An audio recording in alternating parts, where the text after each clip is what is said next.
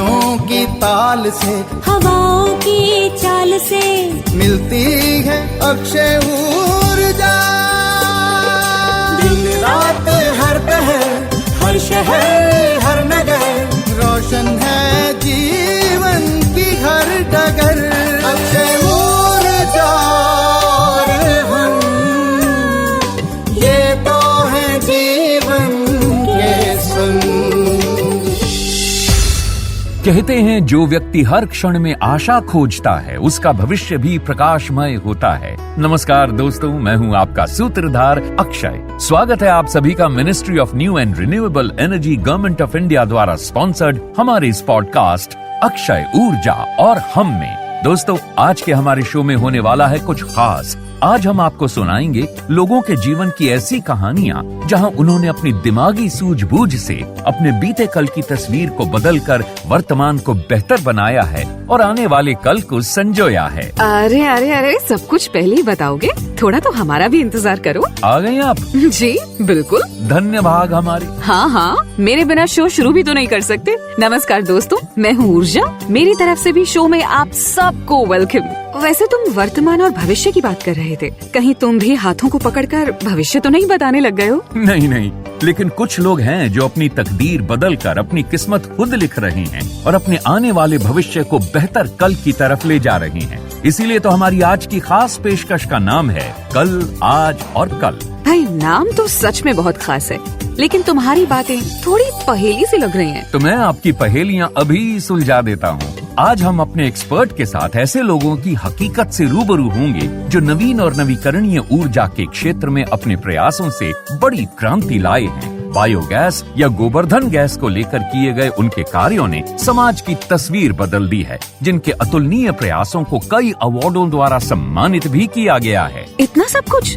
भाई, मैं तो बहुत एक्साइटेड हूँ इन सब के बारे में जानने के लिए। अरे तुम ही क्यों, मैं भी एक्साइटेड हूँ। लेकिन पहले हमारे आज के एक्सपर्ट से मिल तो लो, जो हमारी ही तरह जानना चाहेंगे इन सब के बारे में। तो चलिए चलते हैं हमारे सेगमेंट बातों बातों में की तरफ। हमारी interviewer ministry of new and renewable energy के ऑफिस में हमारे आज के एक्सपर्ट के साथ मौजूद हैं उनकी राय लेने के लिए। बातों बातों में कल, आज और कल, यानी बीते कल से कैसे बदल रही है आज की तस्वीर और कैसे बदलेगा आने वाले कल का चेहरा। हम स्वागत करते हैं हमारे आज के खास मेहमान, जिन्होंने देश के कई गांवों और शहरों को बायोगैस के उत्पादन से जोड़ा है। तो बिना देरी किए स्वागत करते हैं हमारे आज के खास मेहमान। सर, स्वागत है आपका और बहुत बहुत धन्यवाद कि आपने अपना कीमती समय हमारे इस पॉडकास्ट को दिया। और बहुत बहुत धन्यवाद पुनः मैम आपका। सर, जैसे हम बात कर रहे हैं आज बायोगैस के बारे में, कल, आज और कल को लेकर, यानी कि मैं आपसे जानना चाहूंगी कि किस तरह बायोगैस से जमीनी स्तर पर क्या बदलाव आ रहा है, या फिर कैसे जमीनी स्तर पर समाज की तस्वीर बदल रही है। देखिए मैम, सबसे पहले ये जो बदलाव आया है ऊर्जा के क्षेत्र में, उसकी बहुत सारी कोशिशों का एक सतत परिणाम है। चाहे वो स्कीम है, योजना है, तकनीकी विकास है और इस तरह के जो जागरूक कार्यक्रम है, इन सब का बहुत ही महत्वपूर्ण एक योगदान है। और आप और हम सब जानते हैं कि जिस तरह से पेट्रोल, डीजल ये बहुत कम होते जा रहे हैं, परंपरागत ऊर्जा के स्रोत हैं, तो एक समय की दरकार है कि ऐसा कुछ ऊर्जा के साधन और स्रोत आए जिनसे हमारे पर्यावरण, खेती और विकास, इन पर कोई दुष्प्रभाव ना पड़े। तो अब ये सही समय है जिसमें हम ईंधन के एक दूसरे विकल्प की तलाश जारी है और उसमें बायोगैस एक उभरता हुआ बहुत ही अच्छा एक साधन है, सबसे बढ़िया ऊर्जा का उदाहरण है, जिसमें देखा होगा गांव-गांव, शहरों में बायोगैस प्लांट अब लगाए जा रहे हैं। और एक आंकड़ों की बात करें तो सन 2023 के खत्म होते होते पूरे देश भर में लगभग 500 बायोगैस प्लांट लगाने की एक तरह से हमारे पास डाटा है, अनुमान है। और राज्यों की बात करें तो जहाँ पर आसानी से कचरा और दूसरे घटक मिल जाते हैं, तो वहाँ पर जैसे कि पंजाब में बहुत ज्यादा बायोगैस प्लांट लगे जा रहे हैं। इसके अलावा दूसरे राज्य जैसे उत्तर प्रदेश में देख लो, नोएडा, ग्रेटर नोएडा, प्रयागराज, इन्हीं शहरों के साथ में इंदौर, मध्य प्रदेश, कर्नाटक, महाराष्ट्र, इस पूरी बेल्ट में बहुत सारे बायोगैस प्लांट बड़े स्तर के लगाए जा रहे हैं। अब समय है एक ब्रेक का, उसके बाद फिर मिलते हैं सर आपसे। सवाल जवाब की ये छड़ी यूं ही लगी रहेगी।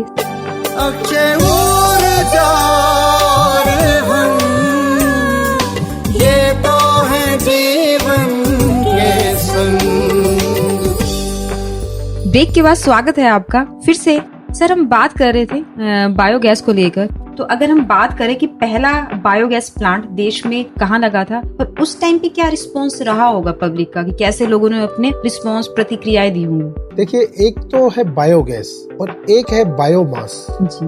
ये दोनों को थोड़ा सा आपको आज इस वार्तालाप के माध्यम से मैं समझाने की कोशिश करूंगा। अगर मैं बायोगैस की बात करूं तो राजस्थान में कोटा जिले में एक बहुत ही अच्छा नवीनतम एक मतलब लेटेस्ट एग्जाम्पल है, जिसमें मतलब बहुत बड़ा बायोगैस प्लांट लगा है, जिससे पूरे समाज को, पूरे एरिया को बहुत ज्यादा फायदा हुआ है। और बायोमास की बात करें तो मध्य प्रदेश में एक प्लांट लगा है, उसकी मैं बात बताऊंगा। तो अभी मैं कोटा की बात बता रहा था। कोटा में जो बायोगैस संयंत्र की स्थापना हुई है, लगभग उसमें 300 से 350 करोड़ रुपए का इन्वेस्टमेंट हुआ है। और राज्य सरकार की जो देवनारायण पशुपालन योजना है, आवास योजना है, उसके अंतर्गत इस प्लांट का एक तरह से निर्माण किया गया है। और उसमें लगभग 700 से 750 फार्मर जो पशुपालक हैं, उनके लिए एक ये प्लांट सोचकर लगाया है, जिसमें आज लगभग 15,000 से ज्यादा पशुधन रखे जा रहे हैं। शहर के बाहर एक देवनारायण योजना,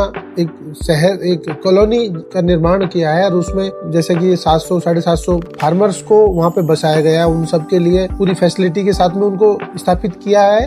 और यहाँ लगभग जो सारे गाय भैंस हैं, उनसे गोबर को 1 रुपए प्रति किलो के हिसाब से फार्मर से लिया जाता है, तो जिससे किसानों की आय में भी वृद्धि हो, उनको एक ही जगह अच्छा एक गोबर मिले। क्योंकि ये बहुत ही बड़ा बायोगैस प्लांट है, इसको मतलब काफी अधिक मात्रा में गोबर की रिक्वायरमेंट होती है, जरूरत होती है, जिससे उसको गोबर गैस बनाया जा सके।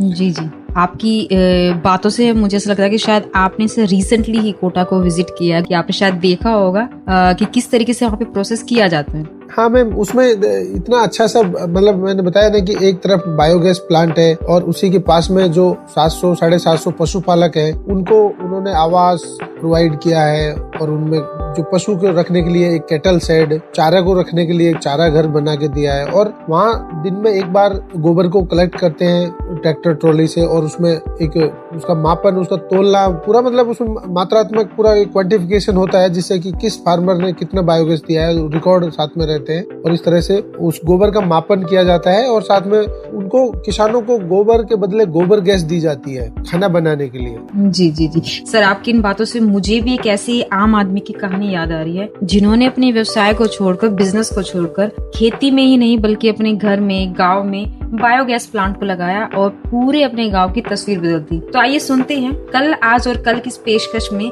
संघर्ष से लेकर सफलता की एक कहानी। अक्षय ऊर्जा हम, ये तो है जीवन के संग। हरियाणा के भिवानी जिले के ईशरवाल गांव में रहने वाले अमरजीत, जो पिछले 1-1.5 साल से जैविक खेती को बढ़ावा दे रहे हैं। 7 एकड़ पुश्तैनी जमीन के मालिक अमरजीत ने लगभग 17 साल पहले ठानी एक मुहिम, खेती को एक व्यवसाय के रूप में अपनाने की। अपनी इस मुहिम को अंजाम देने के लिए अमरजीत अलग अलग जगह होने वाली गोष्ठियों में जाते और हरियाणा में ज्यादातर किसानों की समस्याओं, पर्यावरण और रासायनिक खेती के प्रभावों पर वो चर्चा करते। जद्दोजहद से जूझ रहे अमरजीत को इस बीच समझ में आया जैविक खेती और रासायनिक खेती के बीच का अंतर। उसी पल उन्हें समझ आया उनके आने वाले भविष्य में वो क्या करेंगे और छेड़ा एक अभियान गांव के किसानों को जैविक खेती के बारे में जागरूक करने का। वो लोगों को जैविक तरीके अपनाने के लिए समझाते व प्रेरित करते, ताकि सभी को इसका फायदा हो और आने वाली पीढ़ी के लिए एक बेहतरीन कल की नींव रखी जा सके। अपने इस अभियान को ठीक से अंजाम देने के लिए उन्होंने सबसे पहले जैविक खेती की ट्रेनिंग ली और फिर अपनी 7 एकड़ जमीन पर खेती शुरू कर दी, जहां उन्होंने 4 एकड़ जमीन पर बाग लगाया। अमरजीत अपने खेत में गोबर का अलग अलग तरीके से इस्तेमाल करते, जिससे उनकी फसल की गुणवत्ता अच्छी और ज्यादा उपज में बढ़ने लगी। धीरे धीरे उन्हें समझ आया बायोगैस संयंत्र के बारे में और फिर बिना देरी किए उन्होंने अपने खेत में एक साधारण मिस्त्री द्वारा बायोगैस प्लांट लगवाया, जिससे उन्हें न सिर्फ बायोगैस बल्कि स्लरी के रूप में तरल और ठोस दोनों ही तौर पर अच्छी खाद भी प्राप्त हुई। इस बायोगैस संयंत्र से उन्हें साल भर में लगभग 5 से 6 सिलेंडर की बचत हुई। ऊर्जा की बचत जैसे कई फायदे हुए, जिससे अपने बच्चों के बेहतर आज के साथ साथ एक सुनहरे भविष्य की वे कल्पना कर रहे हैं। साथ ही पूरे गांव को इसके फायदे बताकर वो एक आदर्श समाज का विकास कर रही हैं। आम व्यक्ति के इस संघर्ष से सफलता तक प्रेरणा बने ऐसे व्यक्ति को हमारा सलाम। अक्षय ऊर्जा हम, ये तो है जीवन के संग। ब्रेक के बाद स्वागत है आपका। सर, हम बात कर रहे थे बायोगैस को लेकर कि किस तरीके से बायोगैस ने कोटा की तस्वीर बदली और एक खास कहानी अभी हमने सुनी, एक संघर्ष से लेकर सफलता तक। सर, जैसा कि आपने सुना कि लोग अपने हिसाब से एक स्थानीय मिस्त्री से भी बायोगैस प्लांट को लगवा सकते हैं, उसका निर्माण करवा सकते हैं। जी, मैं आपको यहाँ बताना चाहूँगा कि जो बायोगैस संयंत्र है, जो किसान के यहाँ बायोगैस प्लांट आप सबने कई लोगों ने देखा होगा। मूलतः बायोगैस जो प्लांट है उसमें बायोगैस के संग्रहण स्टोरेज के आधार पर हम ये कह सकते हैं कि बायोगैस प्लांट दो तरह का होता है जी। पहला वो जिसमें फ्लोटिंग ड्रम यानी कि तैरता हुआ गुंबज नुमा स्ट्रक्चर होती है, और दूसरा जो फिक्स्ड डोम मतलब जिसमें स्थायी गुंबज होती है जी। तो पहला जो मैं बता रहा था फ्लोटिंग ड्रम टाइप बायोगैस संयंत्र, जिसको हम KVIC khadi village industry commission KVIC design के नाम से भी जानते हैं, या इसे प्रगति बायोगैस प्लांट के नाम से भी कह सकते हैं। और दूसरा जो था जिसमें फिक्स डोम होता है, मतलब गुंबदनुमा स्ट्रक्चर फिक्स होती है, मतलब वो उसमें मूवमेंट नहीं होता है, तो उसको बोलते हैं fix drum style biogas plant, जिसको मोटे तौर पर दीनबंधु बायोगैस प्लांट भी कहते हैं, जनता बायोगैस मॉडल या दीनबंधु मॉडल। तो सबसे पहले जो मैं बता रहा था कि तैरते नुमा जो KVIC मॉडल है, इसमें एक धातु का बना हुआ एक ड्रम होता है जिसको उल्टा रखते हैं, और इसमें जो गैस इकट्ठी होती है और ड्रम के बीच में एक पाइप लगा देते हैं, जिससे जो बनी हुई गैस को बायोगैस प्लांट से बाहर निकालकर इस्तेमाल किया जाता है। और चूंकि ये ड्रम आकार का जो शेप है उसको बीच में कंट्रोल करने के लिए, उसको स्थायी रखने के लिए एक मेटल का एक गाइड फ्रेम होता है, जिसके सहारे से ड्रम ऊपर नीचे होता है। तो इसमें गोबर और पानी को हम समान मात्रा में अनुपात में मिलाकर मिक्स करके, और बायोगैस संयंत्र में एक जो प्रवेश पाइप होता है, इनलेट पाइप होता है, उसके माध्यम से जो डाइजेस्टर कक्ष है उसमें हम इसको पहुंचाते हैं। और वहां पर चूंकि ये डाइजेस्टर कक्ष है, ये बायोगैस प्लांट का मुख्य हिस्सा है, मतलब इसको हम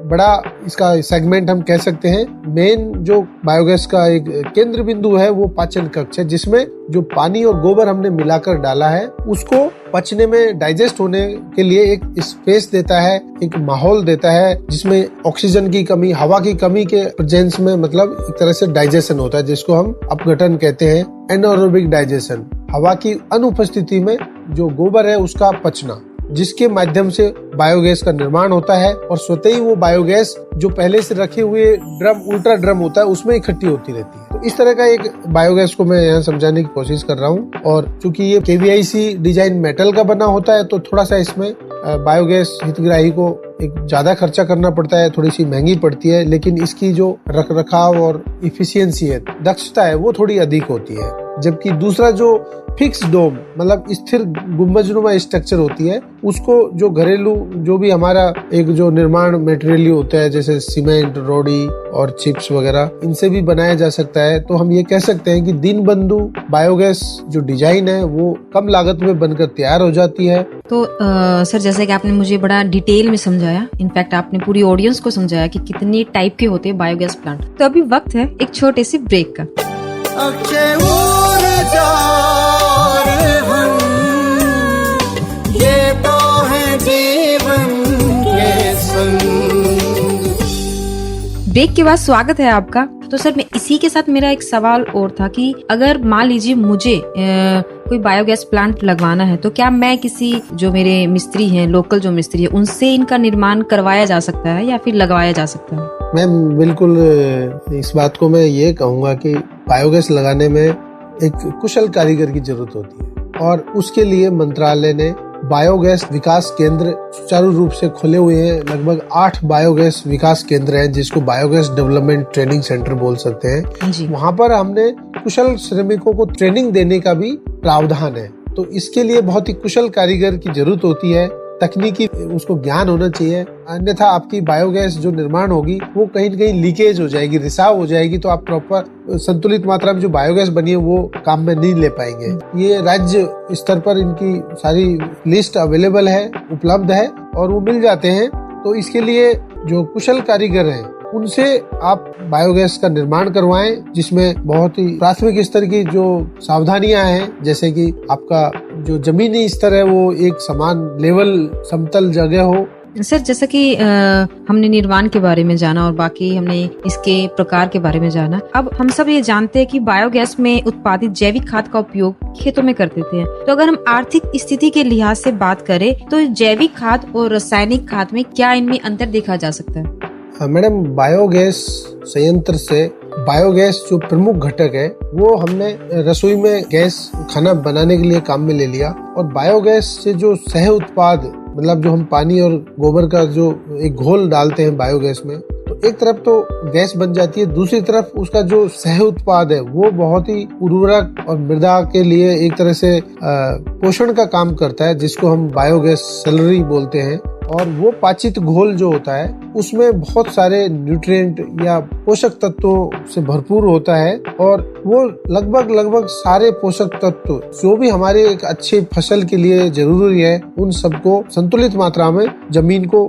उपलब्ध करा सकता है। और बायोगैस प्लांट का पाचित घोल है वो किसी भी तरह से कोई दुष्प्रभाव इनका बिल्कुल नहीं पड़ता है, और उसको एक जैविक खाद के तौर पे हम काम ले सकते हैं। और देखा जाए तो जो हम किसान के यहाँ गोबर को एक गड्ढे में, जिसको हम कंपोस्ट बोलते हैं, उसमें डालते रहते हैं, तो एक तो उसमें पोषक तत्वों का क्षरण होता है, लॉस होता है, सारे पोषक तत्व हमें नहीं मिल पाते हैं। तो बायोगैस प्लांट को हम यूज करेंगे तो सारे पोषक तत्व मिलेंगे, और जो गाय भैंस हरे जो घास और दूसरे जो खरपतवार चरते हैं उनके बीज खेत में पहुंचने के चांसेस बहुत ज्यादा रहते हैं। जबकि बायोगैस में ऐसा नहीं है, क्योंकि आपने जो गोबर को और पानी को घोल बना के बायोगैस में डाला है तो तकरीबन 40 दिन वो गोबर का घोल बायोगैस के जो पाचित कक्ष है, डाइजेस्टर, उसमें रहता है। तो उस दौरान सारे बीज मर जाते हैं और किसी भी तरह का खरपतवार आपके खेत में नहीं पहुंचते हैं। आपने देखा होगा किसान खरपतवार को हटाने के लिए या तो निराई करता है या दूसरे रासायनिक घोल का छिड़काव करता है, ताकि फसल और खरपतवार में एक प्रतियोगिता ना हो पोषण के लिए, इसलिए हम खरपतवार निराई गुड़ाई करते हैं। तो गोबर गैस में उस तरह के खरपतवार के बीज का रोकथाम हो जाती है। दूसरी बात करें पोषक तत्व की, तो मैंने बताया कि बहुत ज्यादा उपयोगी रहता है। साथ में जो बायोगैस सैलरी निकलती है उसका इस्तेमाल मछली पालन जो किसान करते हैं उनके लिए एक तरह से ये खाने का काम भी करता है। और साथ में जैसे मशरूम कल्टीवेशन जो करते हैं फार्मर, उनके लिए भी उस पाचित घोल को काम में लिया जा सकता है। इस तरह से मैं ये कहूँगा कि हमारे बायोगैस से निकला हुआ पाचित घोल है संतुलित मात्रा में परफेक्ट संपूर्ण पोषण तत्व का एक अकेला साधन है। यानी आप ये कह सकते हैं कि बायोगैस एक और फायदे यानी। तो अभी वक्त है एक छोटे से ब्रेक का। अक्षय ऊर्जा हम, ये तो है जीवन के संग। ब्रेक के बाद स्वागत है आपका। बायोगैस किसान का मित्र है, ना सिर्फ खाना बनाने के लिए उसको गैस मिलती है, बाकी जो पाचित घोल निकलता है उसमें कोई दुर्गंध नहीं आती है, मक्खी मच्छर नहीं बैठते हैं। तो इस तरह से बहुत सारे फायदे हैं बायोगैस प्लांट के। और साथ में आपको जो खर्चा केमिकल फर्टिलाइजर पे किसान को करना पड़ता है तो आय में भी बचत होती है। सर, जैसे कि हम सब जानते हैं कि बायोगैस प्लांट से हमें बिजली मिलती है, इसीलिए खासकर आपने देखा होगा गांव शहर में बायोगैस आजकल बहुत ज्यादा लगाया जाता है कि बिजली का उत्पादन किया जा सके। तो एक बायोगैस प्लांट से आप कितनी बिजली पैदा कर सकते हो और इससे आर्थिक रूप से हमें कैसे मदद मिलती है? तो बिजली के बारे में बात करें, बायोगैस से कितनी बिजली बन जाती है, तो एक घन बायोगैस से 0.6 यूनिट किलोवाट आवर बिजली का निर्माण होता है, और एक घन जो बायोगैस है वो लगभग 0.43 किलो एलपीजी के बराबर उसमें ऊष्मा का मात्रा होती है। और इस तरह से हम कह सकते हैं कि एक 100 घन क्यूबिक मीटर का बायोगैस लगाए तो एक किसान एक घर की जो रिक्वायरमेंट होती है, जरूरत होती है, लगभग 20 से 24 घंटे की बिजली की सारी जरूरत पूरी हो सकती है। तो एक बायोगैस प्लांट से हम 10 से 12 घंटे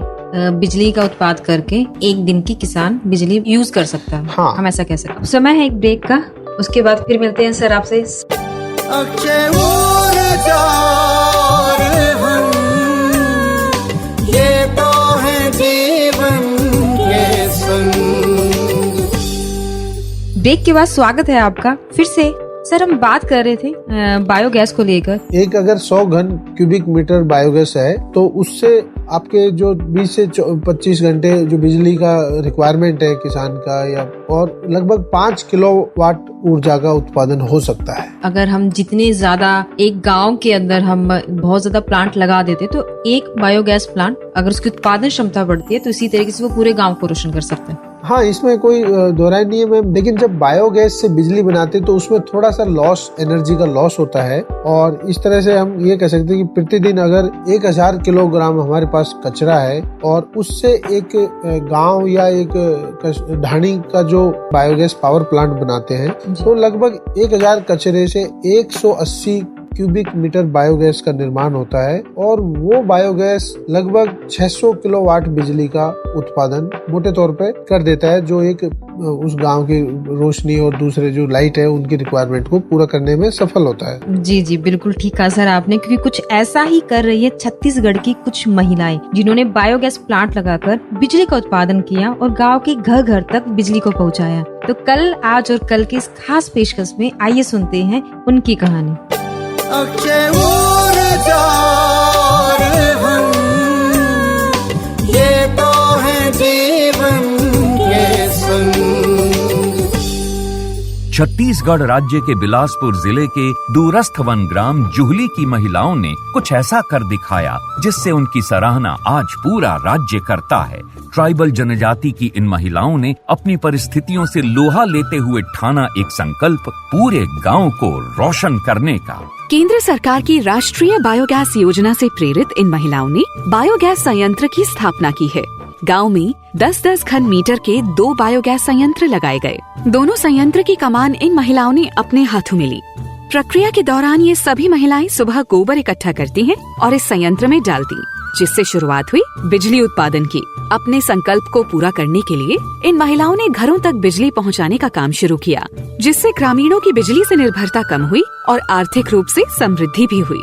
बिजली की आपूर्ति के साथ इन महिलाओं ने तय किया बायोगैस से उत्पन्न रसोई गैस की सप्लाई को लोगों तक पहुंचाने का, जिसके लिए उन्होंने प्रति महीने एक घर से बायोगैस आपूर्ति के एवज में 100 रुपए लेकर प्रथम चरण में 75 घरों में बायोगैस का कनेक्शन दिया। साथ ही संयंत्र से मेन पाइपलाइन के जरिए घरों में कनेक्शन देने के लिए सर्विस लाइन भी बिछाई। इन पाइपलाइनों के जरिए आज भी लोगों को गैस की आपूर्ति की जा रही है।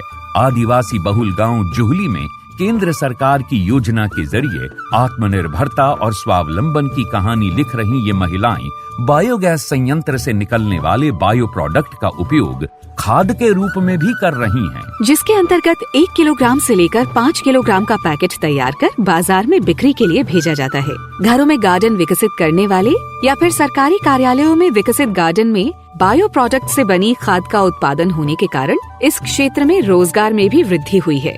आज ये महिलाएं गांव के अन्य महिलाओं को गोबर से अन्य उत्पाद बनाने व बायोगैस संयंत्र का रख रखाव का प्रशिक्षण भी दे रही हैं।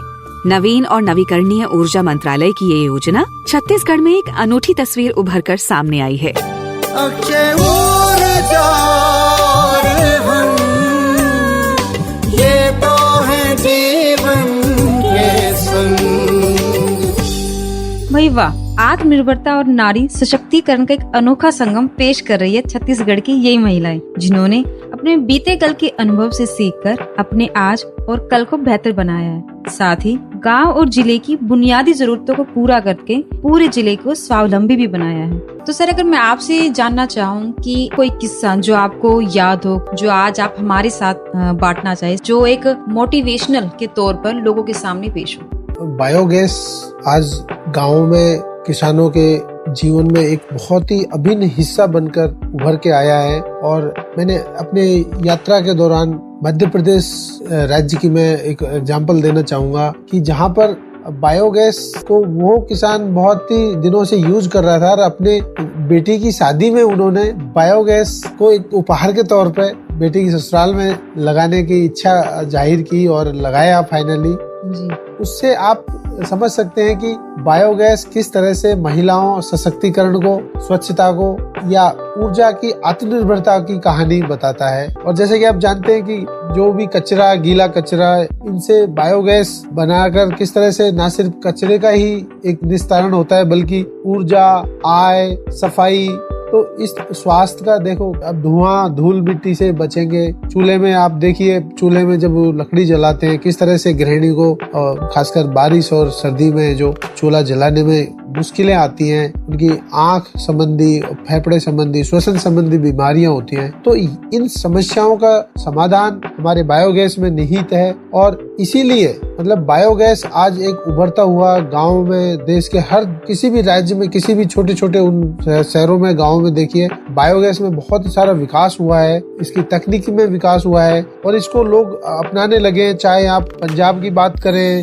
चाहे गुजरात, महाराष्ट्र, किसी भी स्टेट में देखें, आपको देखने और सुनने को मिल सकती है। तो सर, जैसे कि आपने कहा कि चौमुखी विकास के साथ, यानी कि आप ये कह सकते हैं कि बायोगैस कल, आज और कल की कहानी पेश कर रही है। जी मैम, इसमें कोई अतिशयोक्ति नहीं है और इस बायोगैस को हम बहुत ही एक अच्छे स्वर्णिम भविष्य के तौर पे देख सकते हैं, जिसमें सारे आज जो समग्र विकास गोल है, सस्टेनेबल डेवलपमेंट गोल है, वो भी इसमें हमारे 17 सस्टेनेबल डेवलपमेंट गोल है, उसमें से 9 सस्टेनेबल डेवलपमेंट गोल हैं जो बायोगैस प्लांट को इस्तेमाल कर एक तरह से 9 number of sustainable development goal को अचीव और अटेन कर सकते हैं। जी जी बिल्कुल सर। तो MNRE की इस खास पहल को लेकर आपने अपने विचारों को साझा किया, इसके लिए आपका बहुत बहुत धन्यवाद। जी बहुत बहुत धन्यवाद मैम। इस खास उसमें कड़ी में आपने बायोगैस को स्थान दिया और जो अनुभव हमने शेयर किए, ये बायोगैस श्रोताओं तक या हितग्राही तक पहुंची। धन्यवाद। अक्षय ऊर्जा ये तो है जीवन के संग। हमारे सभी सुनने वालों का एक बार फिर से स्वागत है। Ministry of new and renewable energy, government of India द्वारा स्पॉन्सर्ड हमारे इस पॉडकास्ट अक्षय ऊर्जा और हम में। वाकई चाहे गांव हो या शहर, बायोगैस संयंत्र से हर व्यक्ति को लाभ होता है। बस यही बात थोड़ी देरी से समझ आती है मिस्टर शर्मा और उनकी पत्नी को। मिस्टर शर्मा, ये कौन है? अरे बताना क्या है, चलो सीधे सीधे सुनवाता हूँ हमारे सेगमेंट एक कहानी हमारी जुबानी में। एक कहानी हमारी जुबानी। अरे ये देखो क्या खबर छपी है। अब शहरों में बड़े पैमाने पर बायोगैस के प्लांट लगाए जा रहे हैं। अच्छा? हाँ, जिसमें सभी शहरी रिहायशियों को हिदायत दी गई है कि वे अपना कूड़ा अलग अलग डस्टबिन में डालें, क्योंकि यही कचरा बायोगैस बनाने में सहायक होता है। ऐसी तो न जाने कितनी स्कीम्स आए दिन आती रहती हैं। अरे नहीं, कल मैं मिसेस गुप्ता के घर गई और मैंने देखा वहाँ उन्होंने 2 बड़ी बड़ी डस्टबिन रखे हुए थे। अच्छा, 2 डस्टबिन? हाँ, एक हरा और एक नीला। हरा और नीला? अरे कुसुम, क्या रंगों की पहेलियाँ बुझा रही हो? भला रंगों से कूड़े कचरे का क्या काम है? बहुत काम है शर्मा जी। अरे मिसेस गुप्ता, आइए आइए बैठिए। ये लीजिए, चाय पीजिए। चाय तो मैं बिल्कुल पीऊंगी, पर मैं साथ में आपको ये भी बताऊंगी कि रंगों का कूड़े कचरे से क्या लेना देना है। अरे मिसेस गुप्ता, आप भी सुबह सुबह क्या लेकर बैठ गयी? पहले कुसुम और अब आप। भाई मैं तो कहता हूँ कि आप दोनों आपस में बातें कीजिए, तब तक मैं ऑफिस जाने के लिए तैयार हो जाता हूँ। लेकिन पहले हमारी बात पूरी सुनकर जाइए जी, ताकि आप अपने ऑफिस में भी इसे जाकर बता सके और सबको अवेयर कर सके। ऐसी बात है तो फिर बताइए। जैसा कि कुसुम ने आपको अभी बताया कि शहरों में बड़े पैमाने पर बायोगैस प्लांट लगाए जा रहे हैं, ताकि शहरों में रह रहे लोगों की ऊर्जा की आपूर्ति और बिजली खपत को पूरा किया जा सके। जी बिल्कुल। पर क्या आप ये जानते हैं, इन शहरों में लगने वाले इन बायोगैस प्लांट में ये ऊर्जा उत्पादन, बिजली उत्पादन कैसे किया जाता है? कैसे? घरों से निकलने वाले कूड़े कचरे से, समझे? मिसेस गुप्ता, ये तो मैं पहले से जानता हूँ, ये आप नई बात क्या बता रही हैं? मुझे तो ये लगा था कि महिलाओं का ये ग्रुप मुझे कुछ नया बताने वाला। तो फिर आप तो ये भी जानते होंगे कि इसी को ध्यान में रखते हुए हरे रंग के और नीले रंग के डस्टबिन बनाए जाते हैं। अरे कुसुम, क्या फिर से वही पहेली बुझा रही हो? अरे पहेली नहीं बुझा रही हूँ, ज्ञानी व्यक्ति का ज्ञान दिखा रही हूँ। हूँ। अच्छा जी। इन्हें मैं समझाती हूँ। शर्मा जी, आपने ये तो देखा होगा, हर मोहल्ले और गलियों में कचरा उठाने वाली गाड़ी आती है। बिल्कुल देखा है मिसेस गुप्ता। और हर गाड़ी में एक अनाउंसमेंट आमतौर पर होती है। अनाउंसमेंट? वो क्या? ज्यादातर कचरा उठाने वाली गाड़ियाँ डस्टबिन के रंगों के बारे में बताती हैं। आप जैसे कि गीला कचरा हरे डस्टबिन और सूखा कचरा नीले डस्टबिन में डालने की हिदायत दी जाती है। अच्छा। ताकि सही तरीके से कचरे को चुना जा सके। हाँ। एक मिनट, ये गीले कचरे और सूखे कचरे में फर्क क्या होता है?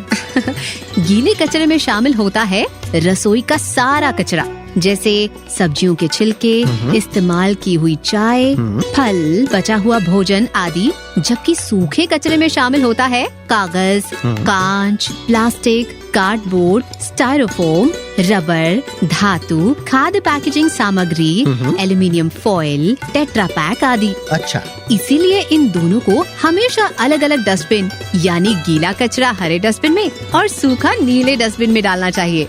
लेकिन मिसेस गुप्ता, बायोगैस प्लांट में इन अलग अलग डस्टबिन से फायदा क्या होता है? मैं बताती हूँ शर्मा जी। बायोगैस प्लांट में गीले कचरे और गोबर आदि का इस्तेमाल होता है ऊर्जा, बिजली और खाद बनाने में। ठीक। और जानते हैं, इस कचरे को ऑर्गेनिक कचरा भी कहा जाता है। और शहरों में गोबर के अलावा गीले कचरे की मात्रा ज्यादा होती है।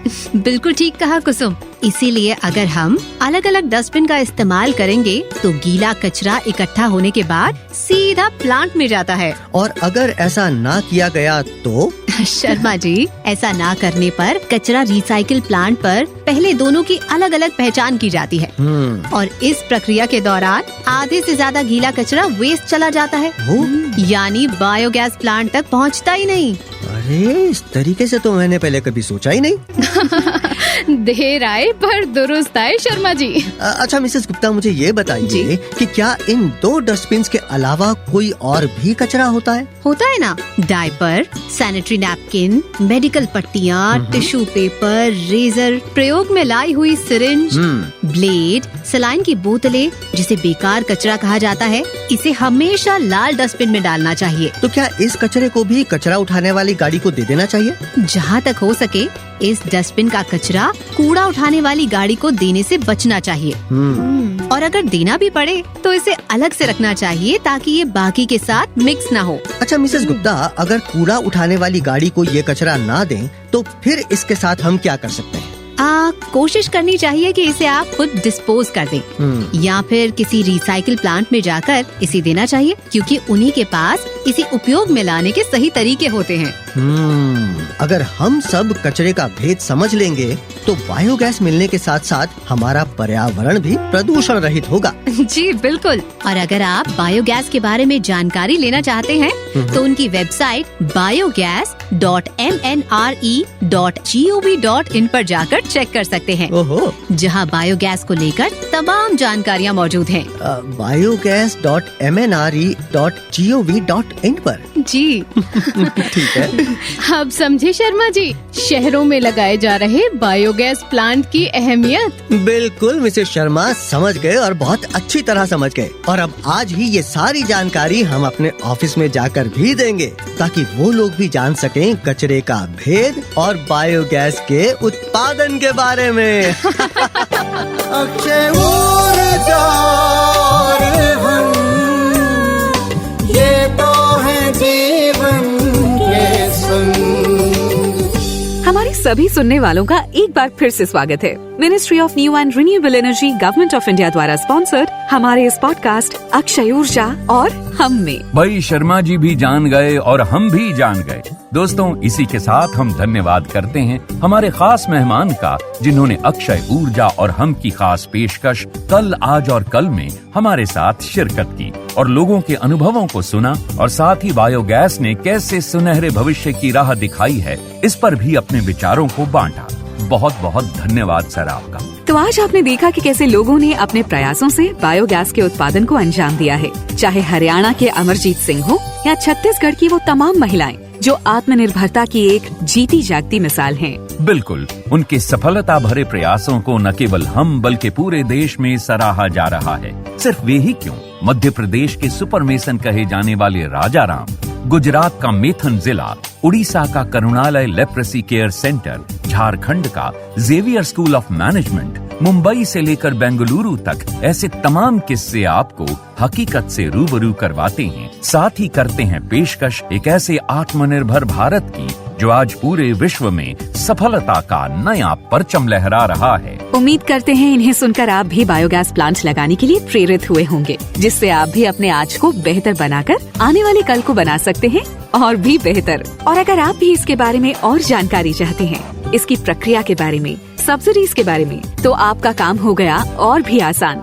बस बायोगैस पोर्टल biogas.mnre.gov.in पर जाना है और सारी जानकारियों को ले लेना है।